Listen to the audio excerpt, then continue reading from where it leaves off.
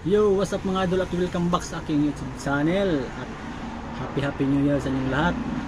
Mga idol no, ah ang gagawin ko sa video na ito mga idol. First time ko to gagawin mga idol ha. Magbigay ako ng tips at konting tutorial, konting tips tungkol sa pagpuputol po ng buhok, pag hairstyle po, babae naman o mga lalaki po. So, kung marunong ka na bang magputol ng buhok o gusto mo bang matuto, para sa iyo ang video na to mga idol. At siyempre bago natin umpisahan ang video na to mga idol, wag mong kalimutan mag-subscribe at mag-hit mo ang notification bell mga idol para ma-update ka sa aking more tips and more tutorial mga idol tungkol sa paggugupit, tungkol sa pag-hairstyle ng mga babae at lalaki, ang hindi dapat gawin at ang dapat gawin mga idol tungkol sa pagputol ng buhok mga idol.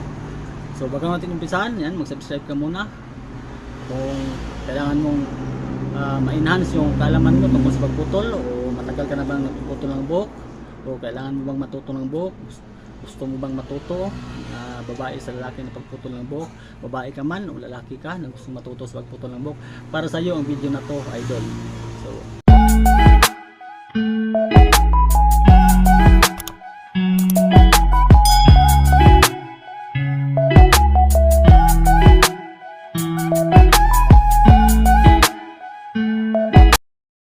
napag-isip-isip ko kasi mga idol no, na wala rin kwenta yung mga post ko na haircut, hairstyle sa pagputol ng babae, na wala man lang akong ma-share sa inyo kung anong teknik ko, anong ginagawa ko, anong dapat kong gawin, ano ang hindi ko ginagawa tungkol sa pagputol ng buhok. Kaya mga idol, naisip ko na talaga na magbigay na ako ng mga tips, mga teknik, yung hindi dapat gawin at saka yung dapat gawin sa pagputol ng buhok, babae man o sa lalaki mga idol. Yung kailangan at saka hindi kailangan natin gawin sa pagputol ng buhok. O kung gusto kang matuto sa pagputol ng buhok, o gusto mong ma-enhance yung paggugupit mo, para sa iyo ang video na to mga idol. So let's go mga idol, umpisa na natin. Okay, umpisa na natin mga idol yung tungkol sa mga tips natin na pag-usapan ngayon. Okay, saan nga ba tayo mag-umpisa? Kasi ang topic natin yung kailangan gawin at saka yung hindi kailangan gawin. So mauna tayo sa hindi kailangan gawin. So ang tanong, kailangan bang basain talaga pag naggupit ng buhok? Tingnan niyo itong video na ginagawa ko kay ate, yung paggupit ko sa kanya. Kung hindi natin kailangan basain, hindi natin kailangan basain, kasi yung pagbabasa ng buhok mga idol, sa pagputol ng buhok, hindi sa lahat ng mga client na pag magputol ka ng buhok, hairstyle ka, kailangan mong basahin. Kung hindi naman kailangan, tingnan nyo yung ginagawa ko kaya, di ba?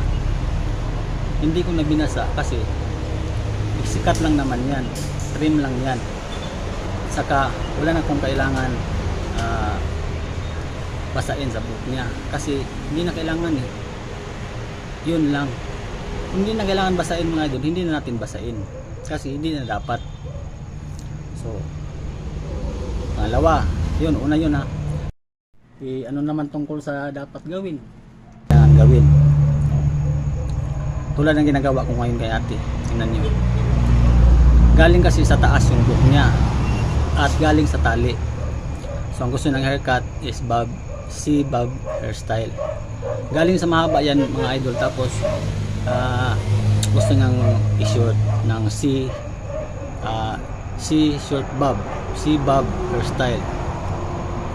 So tingnan nyo, kailangan kong basain kasi tumitikwas yun kasi galing sa pagkatali yan mga idol. Kaya yun ang kailangan mong gawin, kailangan mo yang basain. Pero yung dito, yung sa front, yung sa bawat gilid, hindi mo na kailangan basain yan kasi hindi yan masyado natamaan ng tali, hindi yan masyado titikwas kapag pinutol. Yung sa likod, kapag galing sa tali, dapat mong basain yan. Kapag magpaputol ng short yung babae, taman hanggang dito, kailangan mo talagang basain yan. Yun ang kailangan mong gawin tungkol sa pagputol. Pag mahaba yung buhok tapos kailangan niyang magpa-short, Tapos galing sa pagkatali, yan ang kailangan mong basain kasi kailangan mong kunin yung pagtikwas ng buhok, kailangan mong tingnan yung reaksyon niya, kailangan mong kunin mo yung pagtikwas niya, kailangan mong makontrol yung pagtikwas niya, kaya kailangan mo yung basain. Yun ang kailangan basain. Yun yung ginagawa ko yate, pinutol ko yung mahaba, binasa ko yung tumitikwas, yung natamaan ng tali, kaya yan ang dapat gawin. Okay, naintindihan nyo mga idol. Sa video na ito mga idol, kunti-kunti lang tayo para maintindihan nyo ng masyado yung mga ginagawa ko at saka yung hindi ko ginagawa sa buhay. Yan. Pangatlong tips. Kailangan ba natin sundin lahat ng gusto ng mga client? Kailangan natin sundin yung gusto ng... Depende yan mga idol, kasi hindi lahat ng gusto ng client, lalo na sa panahon ngayon, yung mga client nagre-request, kumukuha ng hairstyle sa TikTok, yung napapanood nila, yun ang ginagaya nila. Kasi mga idol, hindi lahat ng gusto ng client mga idol na dapat natin susundin. Kasi hindi magkapareho yung sistema ng buhok, yung forma ng yung figure niya, yung face, yung mukha niya, yung mukha ng client at saka yung kinukuna, ginagaya niyang gupit. O halimbawa, gusto niya magpa-pixie cut. Yung sa picture na tinignan niya sa TikTok, pixie cut, half yung sa tinga, half yung magkaputol, hindi pinalabas yung tinga, talaga pixie cut lang na half yung sa tinga, hanggang half lang, half. Tapos yung kinukunan niya na yung gusto niyang gayahin sa TikTok is yung model is payat yung mukha, maliit yung mukha. Tapos yung client na nag-request na gusto magpagaya, na gusto mong gumaya, malapad yung mukha, mataba siya, mataba yung mukha niya, o sabihin na lang natin mapanga siya. Hindi natin kailangan sundin siya mga idol. Ang gawin mo lang yan, explain mo sa kanya na hindi mo dapat susundin yung gusto niya na hairstyle dun sa model na yun. Ipaintindi mo sa kanya na hindi dapat, kasi mayroon kang dapat kontrolin, kasi yung pagmumukha niya at saka yung pagmumukha ng model hindi magkapareho, at saka yung buhok niya iba ng klase.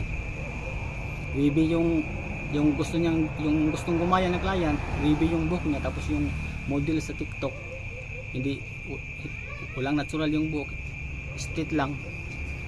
So yun, i-explain mo sa client mo na hindi mo dapat kaya. Dapat ang gawin mo, turo mo sa kanya kung hanggang saan lang siya magpaputol ng short hair, hanggang dito lang dapat makaber yung panga niya, yung forma ng mukha niya, makaber doon sa buhok niya, hanggang doon lang siya magpaputol ng short. Yun, explain mo sa kanya. Hindi naman pwedeng hindi mo siya susundin tapos hindi mo explain sa kanya kung bakit. Kaya dapat gawin mo, explain mo sa kanya kung bakit hindi mo pwede kayahin yung gusto niya. Pang-apat, sa lalaki naman tayo. Sa lalaki naman, halimbawa, gusto ng lalaki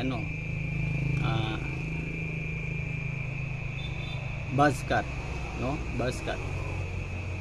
Yung buzz cut number 4 o number 3 yung taas, tapos 0 yung gilid. Tingnan mo naman yung yung dito sa noo niya, kung sundin mo yung gusto niya na buzz cut, kailangan mo bang lagyan dito ng box? Sundin mo ba yung sa picture na may box naman yan, ganyan sa noo niya na ganyan? Kasi pag yung client gustong gumaya, malaki yung noo, explain mo muna sa kanya. Pag nagpa-buzz cut siya, sundin natin yung gusto niya, explain sa kanya na oo, pwede yung gusto mong hairstyle, pero hindi na natin lagyan hindi natin kagisan dito, hindi na tayo lagyan ng square dito ng kagis, kasi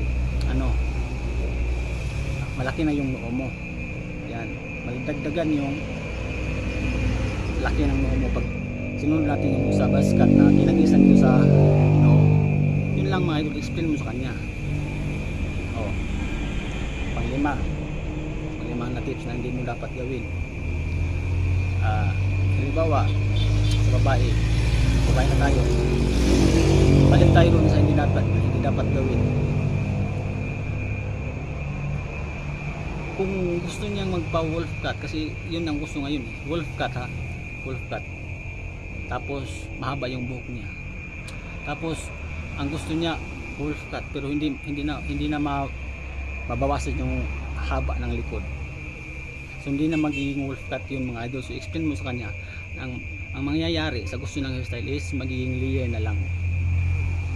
Yan mga idol ang dapat natin matutunan at hindi dapat natin gawin. Ang dapat natin gawin o ang dapat natin gawin, kailangan tayo mga idol mayroon tayong explanation sa ating client. Yun. So sa ngayon mga idol, ito lang muna, mababa lang muna yung tips ko ibigay at saka konting tutorial mga idol. Yan. Kailangan pa ba natin i-layer o kailangan pa ba natin i-session ng buhok pag magputol tayo? Siyempre mga idol, lalo na pag babae galing sa mahaba tapos magpa-short, kailangan talaga natin i-session yan. At saka depende na yan sa kapal ng buhok niya, depende na yan sa pag-clip mo kung hanggang saan kaya mo tulan. Mayroon ding limitasyon mga idol. So dyan lang muna tayo mga idol. So huwag mong kalimutan mag-subscribe kung gustuhan mo ang video na to, share and hit ang notification bell mga idol para update ka sa akin more tips, more tutorial about hairstyle mga idol. So hanggang sa sunod mga idol. At siyempre mga idol, kung mayroon kayong mga katanungan tungkol sa paggupit ng buhok, pag hairstyle, babae man o lalaki, huwag mahiya magtanong mga idol, libre naman yan. Magtanong kayo dyan, comment section dyan sa baba mga idol, at ilagay ko rin dyan yung kahit hindi na ako maglagay ng link dyan sa mga gupit ko, sa playlist ko. Panoorin nyo na lang yung playlist ko o ilagay ko na lang siguro yung link ng playlist ko tungkol sa paggupit mga idol. Kaya yun, wag mahiya magtanong mga idol, comment down below mga idol sa comment section mga idol. Sagutin ko yan kung anong mga katanungan nyo tungkol sa paggupit. Kung marunong ka ng pumutol ng buhok, ayan, i-enhance natin yan. Baka mayroon ka pang hindi nagagawa na ginagawa ko na yan mga idol. So hanggang sa sunod mga idol na mga video mga idol, tips and tutorial mga idol. Bye bye. It's my life.